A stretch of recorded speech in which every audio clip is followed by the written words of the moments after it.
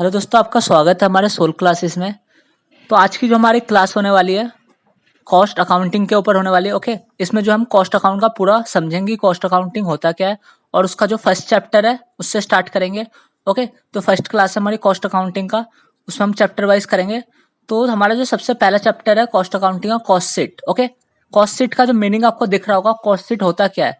तो सबसे पहला चैप्टर है कॉस्ट शीट का मीनिंग क्या है। A cost sheet is a statement that show the various component of total cost for production.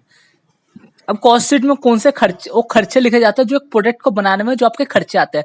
जैसे आप पेन का प्रोडक्शन करते हो तो पेन में जो प्लास्टिक, इंक, जो भी उसमें खर्चे आएगा वो उस कॉस्ट शीट में दिखाया जाएगा। तो कॉस्ट शीट एक स्टेटमेंट होता है, जैसे बैलेंस शीट एक स्टेटमेंट होता है, वैसे एक स्टेटमेंट बनता है जिसमें जो टोटल कॉस्ट कितना खर्चा होगा उसको दिखाया जाता है। ओके, और the cost sheet document can be prepared either using historical, जो हिस्टोरिकल डेटा पे बेस होता है, जो हमारा पीछे का डेटा उसको उठा के जो इस कॉस्ट शीट को बनाया जाता है।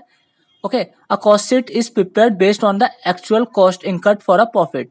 और हमें जो लास्ट में क्या निकालना होता है, उस कॉस्ट शीट से प्रॉफिट निकालना होता है। ओके, कि कितना खर्चा हमारा आएगा उस प्रोडक्ट को बनाने में और कितना प्रॉफिट हमारा होगा। तो कॉस्ट शीट में हम प्रॉफिट कैसे निकालेंगे वो हम जो है आगे फॉर्मेट बताऊंगा कॉस्ट शीट का, उसमें हम समझेंगे कि प्रॉफिट कैसे आएगा। और आप समझ गए होंगे कॉस्ट शीट का मीनिंग क्या होता है। ओके, तो आप लिख के आना मीनिंग में। देन हम सीखेंगे कॉस्ट शीट का जो फॉर्मेट है।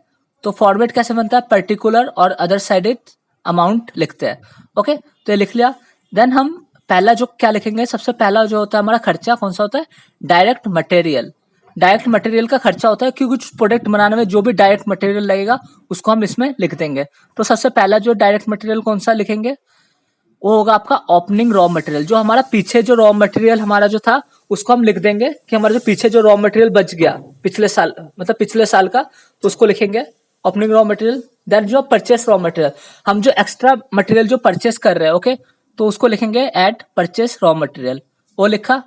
ओके, तो प्लस होगा। देन क्लोजिंग रॉ मटेरियल जो है माइनस हो जाएगा। तो क्लोजिंग रॉ मटेरियल क्या होता है, जो इस साल का जो रॉ मटेरियल बच गया, ओके, तो जो है माइनस हो जाएगा लास्ट में। तो ये जो हमारा आ गया डायरेक्ट मटेरियल, एक पार्ट निकला। सबसे पहले जो हम ए करेंगे, जो हमें क्वेश्चन में गिवन होगा, ये सारी चीज आपको क्वेश्चन में मिल जाएगा। जब मैं क्वेश्चन कराऊंगा तब मैं आपको दिखाऊंगा।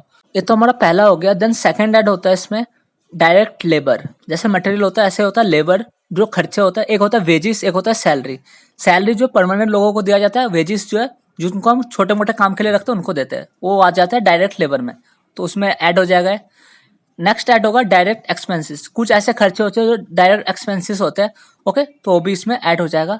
मैं आगे बताऊंगा जब क्वेश्चन करेंगे तो कौन से डायरेक्ट एक्सपेंसेस है, कौन से डायरेक्ट लेबर है। ओके, अब इन तीनों को ऐड करोगे तो हमारा जो टोटल आ जाएगा, जिसको हम कहते हैं प्राइम कॉस्ट। ओके, तो हम जो है प्राइम कॉस्ट निकाल लिया इससे। देन इसके बाद हम क्या निकालेंगे, प्राइम कॉस्ट हमारा आ गया। देन इसमें ऐड होगा factory overhead. Factory overhead means हमारे कुछ खर्चे जो है वेरिएबल खर्चे होते हैं फैक्ट्री में, कुछ फिक्स खर्चे होते हैं, जैसे बिजली का बिल, ये सब जो होता है फिक्स होता है, कुछ वेरिएबल होता है, वो भी इसमें ऐड हो जाता है क्योंकि वो फैक्ट्री ओवरहेड है। तो इसको भी टोटल ऐड करके हम कहते हैं इसको ग्रॉस फैक्ट्री कॉस्ट, जिसका दूसरा नाम होता है रोस्ट कॉस्ट भी इसको हम कहते हैं। तो ये जो हमारा आ गया पहला, मतलब पहले का जो है 1/2 हुआ है, अभी और भी है आगे। ओके, तो हमारा क्या निकला अभी, वेट,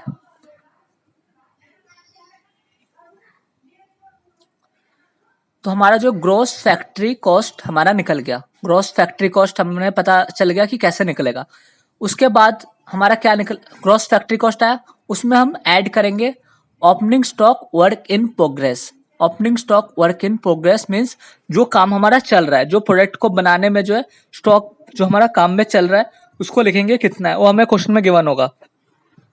ओके, तो क्वेश्चन में गिवन होगा, हमें वो खोजना नहीं पड़ेगा, तो उसको हम लिख देंगे simply opening stock work in progress, ऐसे लेस हो जाएगा closing stock work in progress. Okay, जो हमारा जो है जो काम चलते चलते बीच में जो स्टॉक बच गया उसको हम लेस कर देंगे। ओके, तो हमारा जो अमाउंट आ जाएगा उसको हम कहेंगे नेट फैक्ट्री कॉस्ट। तो ये जो यहाँ पे जितने भी खर्चे जो ये फैक्ट्री से रिलेटेड थे, ओके, अब फैक्ट्री का जो सारा खर्चा इसमें कंप्लीट हो गया। पहले हम प्राइम कॉस्ट निकाला, फिर gross factory cost, then net factory cost. ये जो इतना था खर्चा, ये फैक्ट्री कॉस्ट का खर्चा था। अब नेक्स्ट खर्चा जो हमारा आएगा इसमें वो होगा हमारा ऑफिस एंड एडमिनिस्ट्रेशन ओवरहेड्स। ये जो ऑफिस के खर्चे हैं, जैसे ऑफिस में जो काम कर रहे हैं एम्प्लॉय या फिर जो रेगुलर बेसिस में सैलरी देते हैं, ओके, तो ये ऑफिस के खर्चे हो गए, जो एक ऑफिस में खर्चे होते हैं हमारे। एक होता है फैक्ट्री कहीं और होता है, और जो ऑफिस उसको चला रहा होता है वो कहीं और होता है, वहां के अलग खर्चे होते हैं, फैक्ट्री के अलग खर्चे होते हैं। तो फैक्ट्री, ये जो क्वेश्चन आपको गिवन होगा डायरेक्टली ऑफिस एडमिनिस्ट्रेशन ओवरहेड, वो डायरेक्ट आप लिख देना, उससे हमारा जाएगा कॉस्ट ऑफ प्रोडक्शन, उस प्रोडक्ट को बनाने में हमारा कितना कॉस्ट लगा उसको सम करके हमारा आ गया। ओके, देन हम उसमें प्लस करेंगे opening stock of finish goods. Opening stock of finish goods, जो पिछले साल का जो गुड्स फिनिश गुड्स बच गया था, क्लोजिंग स्टॉक, वो जो इस साल का जो क्या हो गया, opening stock of finish goods हो गया, वो हम ऐड कर देंगे, लेस कर देंगे हम closing stock of finish goods. Okay, जो इस साल हमारा जो गुड्स बच गया उनको हम क्लोजिंग स्टॉक मान के हम उसको लेस कर देंगे। ओके, ये आ गया हमारा ऑफिस वाला, ऑफिस एडमिनिस्ट्रेशन में जुड़ेगा है, ठीक है। फैक्ट्री का हमारा हो गया, एक पार्ट फैक्ट्री हो गया, दूसरा हमारा ऑफिस एडमिनिस्ट्रेशन हो गया।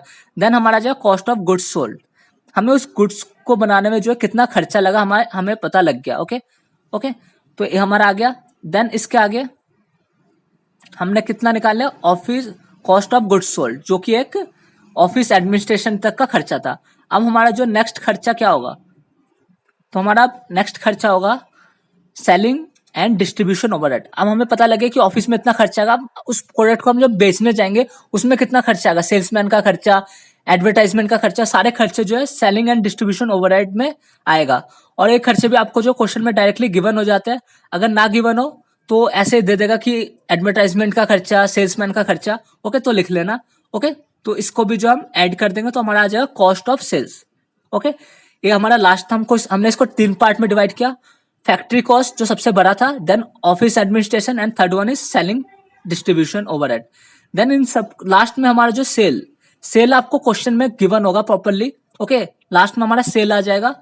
सेल जो एक आंसर मान सकते हो आप इसका, जो हमें क्वेश्चन में गिवन रहता है। तो आंसर हमें जब क्वेश्चन में गिवन है तो हमें निकालना क्या है, हमें निकालना है प्रॉफिट लॉस, जो हमें बैलेंसिंग फिगर, जो हमारा कॉस्ट ऑफ सेल्स और सेल्स में से माइनस करके हमारा प्रॉफिट लॉस जो भी आएगा, प्रॉफिट आएगा या फिर लॉस आएगा, वो हमें हमारा आंसर आ जाएगा। तो आप समझ चुके होंगे इसको कैसे करना है। तो आपको जो कॉस्ट शीट समझ आ गया। ओके, अब नेक्स्ट वीडियो में जो इसके क्वेश्चन करेंगे तो आपको और अच्छे से समझ आएगा। ओके, तो नेक्स्ट वीडियो इसका आ जाएगा, चैनल को सब्सक्राइब कर लीजिए, नेक्स्ट वीडियो आएगा तो आपको पता चल जाएगा। ओके।